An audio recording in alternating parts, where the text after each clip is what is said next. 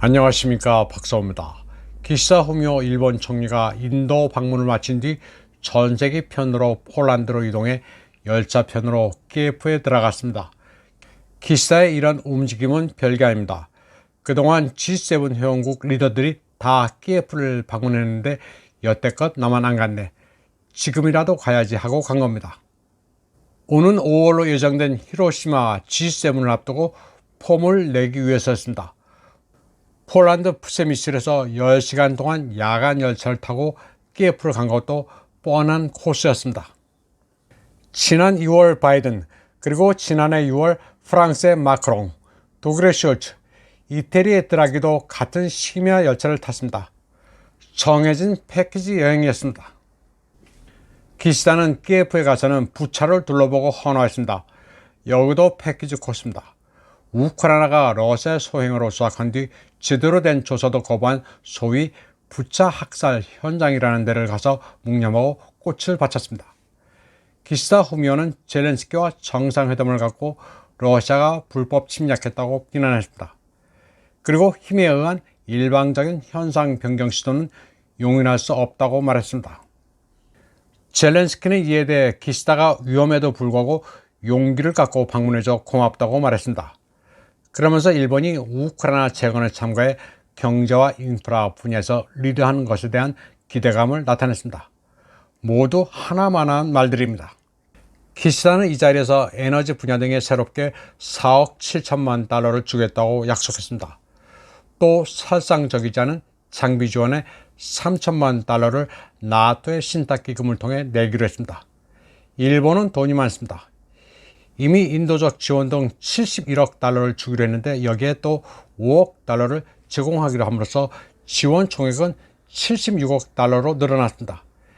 이런 가운데 우크라이나 국립은행장은 돈이 어디서 났는지 롤스로이스 한 대를 장만했습니다. 얘네들은 참 대단합니다. 첨언하자면 푸틴과 시진핑의 정상회담의 즈음에 뉴욕타임즈는 전자 서플라이 체인을 중국이 장악하고 있어 러시아를 고립시키기가 어려워졌다는 기사를 썼습니다. 중국이 지금까지 드론과 드론 부품 1200만 달러치를 러시아에 팔았다고 죽는 소리를 했습니다. DJI 같은 메이커의 드론을 구매해왔다는 것인데 이는 알리바바나 타오바오 같은 전자상거래 업체를 통해 누구나 쉽게 살 수 있는 품목입니다. 사실상 껌값에 불과한 액수 가지고 난리를 친 겁니다. 기시다의 키예프 방문은 시진핑의 모스크바 방문을 다분히 의식한 겁니다. 중국 외교부 대변인 왕원빈은 기시다가 사태를 진정시키기는커녕 정반대 행위를 하고 있다고 비판했습니다.